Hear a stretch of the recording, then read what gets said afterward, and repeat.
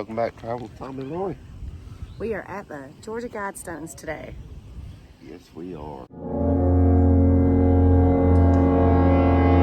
So this is one of history's mysteries. In June of 1979, this guy walks into the Elberton Granite Company, and he's very stately looking, gray haired, very attractive, appears to be very wealthy. So he walks in and he says, "Hey, I'd like to build a monument." The guy that ran the place at the time, Mr. Finley, was like, "Oh, okay." He was only half listening because he was doing payroll. So the guy goes on to explain what kind of monument he wanted to build. And as he's talking, Mr. Finley's like, he stops what he's doing and he's like, "This dude's crazy." And so he tries to tell the guy, who introduced himself as R.C. Christian, he tries to tell the guy, that's going to take a lot of money and it's going to take a lot of time. And the guy's like, "Well, how much money, how much time?" And he's like, "Well, at least 6 months, possibly longer. And I can't even really give you an idea on exactly how much it's going to cost. But before I would even consider it, I'd need to see some money." So R.C. Christian's like, "Do you know a banker?"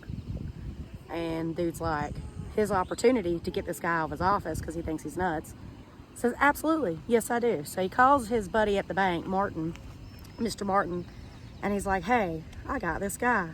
He wants to build a monument. He's going to come by and see you about getting some funds." So dude buddy goes down to the bank, meets with Mr. Martin at the bank, tells Mr. Martin this is going to be totally top secret. You're going to have to sign this, disclosure that you can't tell anybody anything about this, and I'm not going to give you my real name because this is supposed to be a secret forever. So Mr. Martin's like, "Well, dude, I can't do that. I can't take your money and not know anything about where, this money's coming from." So dude buddy's like, "I'll tell you, Mr. Martin, my name, but you can't disclose it to anybody else, and you have to promise to destroy all the paperwork that goes with this monument." Mr. Martin says yes, but he still thinks this guy's nuts, and he's like, "Well, come back on Monday if you got the money and we'll talk." So first thing Monday morning, R.C. Christian comes back. He's got some money. So Mr. Martin at the bank calls Mr. Finley at the granite place and says, "This guy might be crazy, but he's not full of it. He just posited $10,000. So throughout it was actually unveiled. It started in June 1979. It was finished by March 22nd, 1980. So it took roughly about 9 months, I guess. Sure. So it took about 9 months to get it finished. Each pillar panel is 28 tons and 15 feet high. It's in all 8 major languages of the world. And then the capstone up there is in the dead languages that we don't use anymore. But anyway, no, still to this day, nobody knows who R.C. Christian was. There's been several attempts to try to crack that mystery. The only thing we do know is that Mr. Martin and R.C. Christian met a couple of times a year, I think. It's a couple of times a year, and had dinner, and R.C. Christian wrote Mr. Martin quite often, but he never sent his letters from the same address twice. It was always at different places, and he would always call Mr. Martin when he was at the Atlanta airport. So this land was a 5-acre tract, and it belonged to the people who owned the 7 farm. And R.C. Christian bought the 5 acres that this sits on for $5,000. He gave the original owner of the farm exclusive lifetime cattle grazing rights for him, his children, and his children's children. And then after the monument was said and done, R.C. Christian deeded everything to the city of Elberton, who still owns it and maintains it today. Sounds like you've covered it all. That's a rundown. But there's a really good, and I'll put a link in the description, kind of a rundown of the rest of the story, because it is really fascinating. And one spooky little point, the guy who did the carving and the sandblastings of the stones claimed that during the time he was doing it, he would hear strange music and disjointed voices the whole time he was doing it. So I don't know, but there's a lot of mystery attached to it. Some think that it's part of the Luciferian New World Order agenda thing. Some people think that it clearly is about instructions for how to restart society after a post-apocalyptic event, you know. So, and then some people believe it was the Rosicrucians that actually did this because the guidelines on the Guidestones fall in line with the belief of the Rosicrucians. And I'll link you guys to some information about that too, but let's go take a look at it. It's really cool.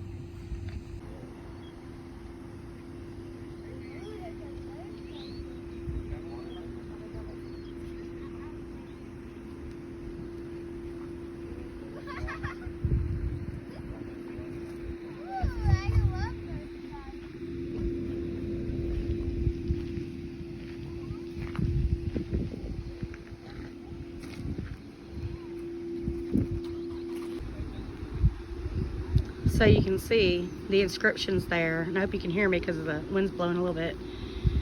But it kind of gives a guideline of what to do, you know, how to restart society, seemingly after a post-apocalyptic event. This thing is also, it serves three functions aside from the Guidestones. It is a calendar, it is a compass, and it is a clock. So every day at noon, when the sun hits a certain area, it will tell you what day of the year it is. And it only happens at noon. Also, you see that hole up there. And that's your astrological calendar. So, I mean, it's pretty cool. Let's see, there's another little, and I'll tell you guys what it is, but I'm surprised there's so many people here today, honestly, because a couple times I've been here, it's usually just been me. And then you can see the different languages.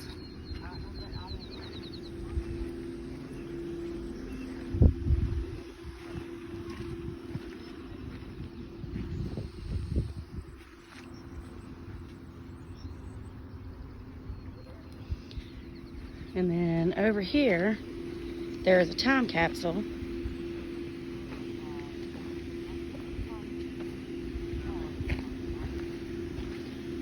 It's gonna be hard to see. It is hard to see. Yeah, it wasn't that bad when we were here. So I'll pause on that. That way you can read it. And then the physical data.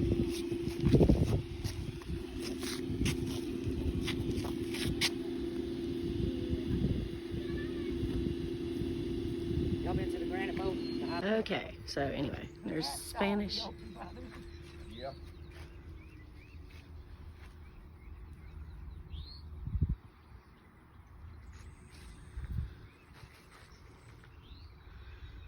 And as usual, I'll give you guys a full commentary, but like this lady I was just talking to pointed out, there used to be a stone up there in that corner that said 2014, and it has been removed. So she said she was out here when it was taken down, but I'll give you a full rundown on that, and some Babylonian cuneiform up there, which, if y'all know, I study Babylonian, ancient Babylonian times and stuff. But anyway, we'll get back to that. So there you go.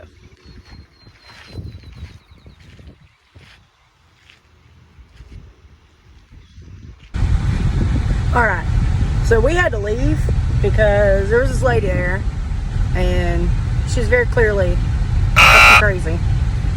She was talking all kinds of stuff, but about, you know, end times and how Elberton was the first place for Christmas, like ever, and the Christmas tree was founded. We're going to try to find that.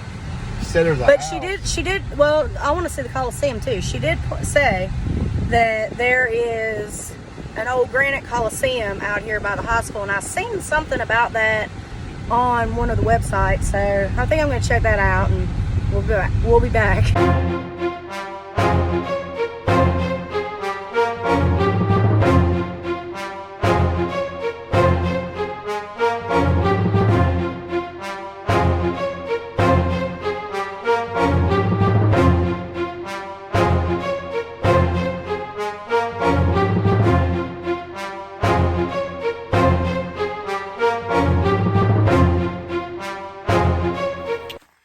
Well, welcome back and happy 4th of Happy July. 4th of July. So we're standing out in front of the Nancy Hart house in Elberton. I think, I'm sure I'm wrong, some late 1700s. This was where the house was. Of course, this is not the original house, but this was dedicated to her and her family and everything she did for the war effort, right? For the American Revolution. She was a spy for the colonists. She's responsible for capturing several British soldiers who come up here trying to get food from her. She was a crack shot. Yep. She was a doctor, too. So she's pretty cool. Just reading a little bit about her. I'll post some links about her in the description. But it's really neat. I'm surprised that it's totally open. You can walk in. Go right in. Yeah, and it seems that they may have a functioning outhouse. Maybe. We're not going to try it. No. I mean, I need to pee, but not that bad. Because it looks like maybe they got squirrels or rats, too. But it's not a very big house. It's kind of hard to get it all in here. Yeah. It's probably, I'm guessing, maybe 30 foot long, maybe 20 foot wide. Once again, some idiot has left some trash out here. Yeah. It's like some socks and a water bottle. No, we're the only people out here. Yeah. It'd be a perfect place for a homeless guy to come stay. They got a picnic area, too. It's a really nice park. Yeah. It's really beautiful out here. So we're going to walk inside and check it out. Yeah, let's go look.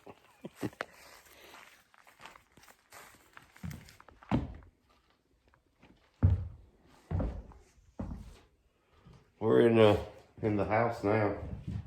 It looks like maybe somebody has been building fires in there. I don't think I'd want to do that. No. But it's just I would imagine, historically speaking, at some point, there were probably planks over there and made those lofts. yeah, somewhere to sleep. It's pretty cool, though. Yeah. This is a view from the front door. So apparently, the redcoats come up here, and they wanted the last turkey that they had here on the property, and she fought them off, and she handled it. So sounds like she's probably a pretty boss lady. So kind of cool, and it's free. And again, you can get you a picnic, go down there to the pavilion. So we'll be back. One more stop.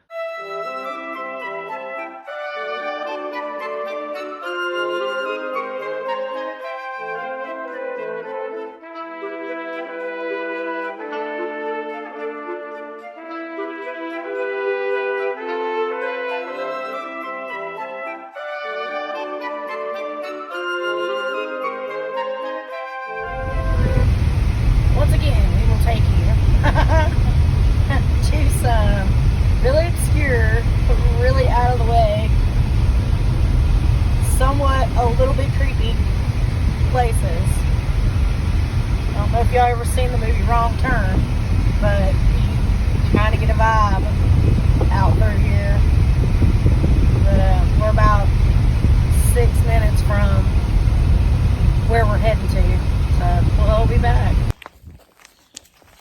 Well, we made it out in the middle of nowhere. Literally. And we come to middle see of nowhere. old Nothing. Dan Tucker. So apparently you got to walk through the woods, but we're going to do it. If you don't know, he was a captain on the American side during the Revolutionary War, and He came to Georgia from Virginia on a land grant and settled out through here. He was also a Methodist minister, and he did a lot, supposedly, for Elberton. Everybody loved him. And that's the song, Old Dan Tucker, which I'm sure all of us know. Yeah, on here it says it was sung by Civil War soldiers on both sides. Yeah. So that's pretty cool. So we're going to check that out because, since it's Independence Day, we figured it'd be cool to trek around and see what... We don't have a whole lot of Revolutionary War era stuff in our, in our state that I know of anyway. I know most of it's like Augusta and stuff like that, but and Savannah. Yeah. It looks like he died in 1818. So yeah. We're gonna walk down and take a look at it. Yeah. Right.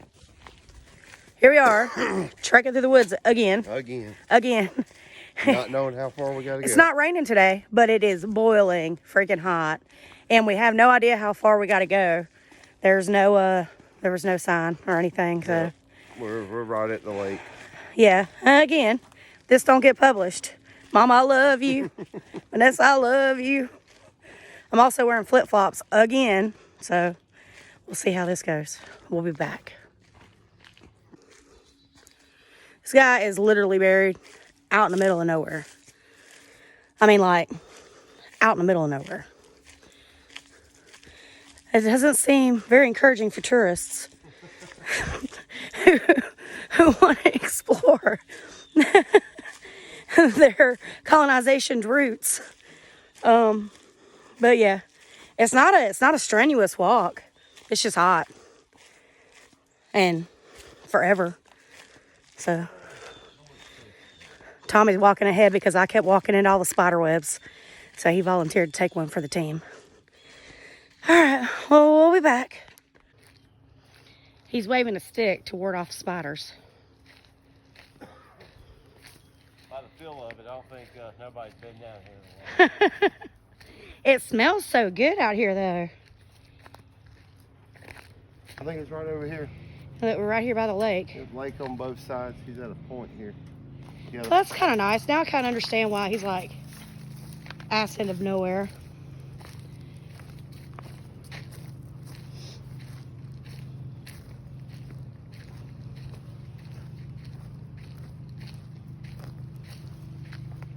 You can hear the waves from here. Oh, cool.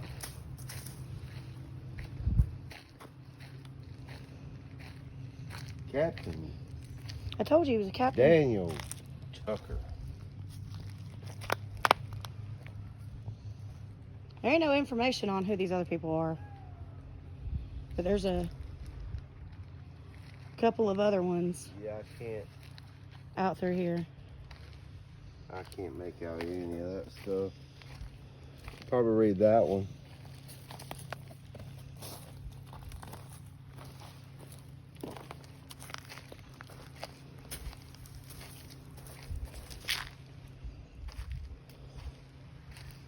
Francis Tucker. April 20-something 5th, maybe? April 25th, 1790. yeah, 1790. Departed this life May 1818, age 28 years. All right, well, we made it back here. Yeah. It's all fun. Now we gotta walk back. Now we gotta walk back, but we want to thank y'all for coming along with us. Yeah. On this 4th of July. On our strange, obscure histories, mysteries journeys. But it's pretty cool. We got the cemetery right here. That's his original headstone down here. Yeah, that's the original. Well, we think it's the original. You can still read it. Well, you don't know when that was 1818 or 1918. You can read it. It's the Reverend Daniel Tucker. Yeah, I could have did that yesterday. Okay. Anyway. But it was pretty cool. I mean, it's got a, I don't know, what is this? This is Russell Lake. Quarter acre. Yeah, it's fenced in. Fenced in. Off of Russell Lake. Lake Russell. Lake Russell, whatever. Russell Lake, Lake Russell. Yeah. But we're right here at the South Carolina state line. So we certainly do appreciate y'all coming along. We're gonna head on home. Happy 4th. All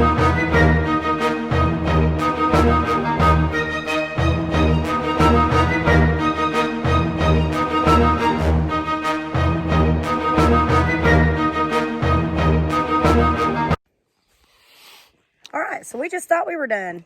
Yeah, we were leaving, and I come out a different way than what we went in to see Don Tucker. Dan Tucker. Dan Tucker, Jackie Don Tucker. Dan came out a different way than what I seen that we went in. There was a sign that just said something about cemeteries, so we came up here, and it is a family cemetery. It was 1800 was when it was started. Pretty cool. There's some newer ones too. There's like one from 2018. Yeah. So, but there's Revolutionary War graves in there, which I literally have never seen anywhere. And we go to a lot of cemeteries, you know, just looking around. Maybe it's just the day to find stuff like that. So, yeah, there was 2 of them. Yeah. So that's pretty cool. Well, no, there was 4. Really? Yeah, the Mammy Kate and Daddy Jack. Okay. They had the Patriot thing up there too. There's 4. Yeah, 4. Yeah, we'll be posting pictures of those. Yeah, those are really cool. Pretty cool. So, yeah, if you come out to see anything in Elberton, really, this is going to be close. Yeah. Just come see it, and it's pretty. There ain't nobody out here. I think it's maintained privately. Yeah. So don't. You know, but it's open. Yeah, the gate was open, so. And so was the main gate. Just come check it out. Yep. Well, thanks again for traveling. Bye-bye.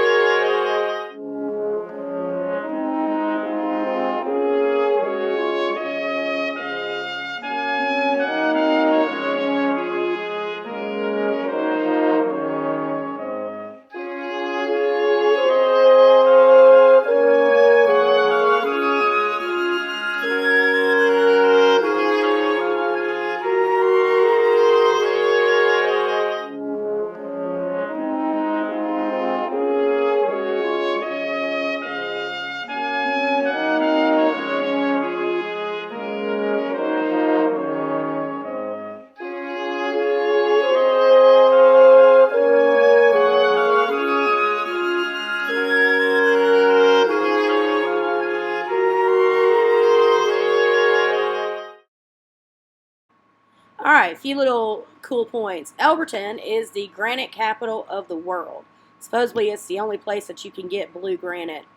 Not really sure why the town was totally deserted, but it was. There was literally nothing there. Yeah, and the with the granite, it's plentiful. So a lot of things around there are built out of granite. So the crazy lady was kind of saying that the Romans built this Colosseum downtown. It looks like the Roman Colosseum and all that. It's a football field for the high school that has granite for bleachers. That's all it was. Yeah. So granite's plentiful. You know, we got a place called Marble Hill. Marble's plentiful. Everything there is built out of marble. So she was a little out there, and like Lori said, it was a little early. She was drinking.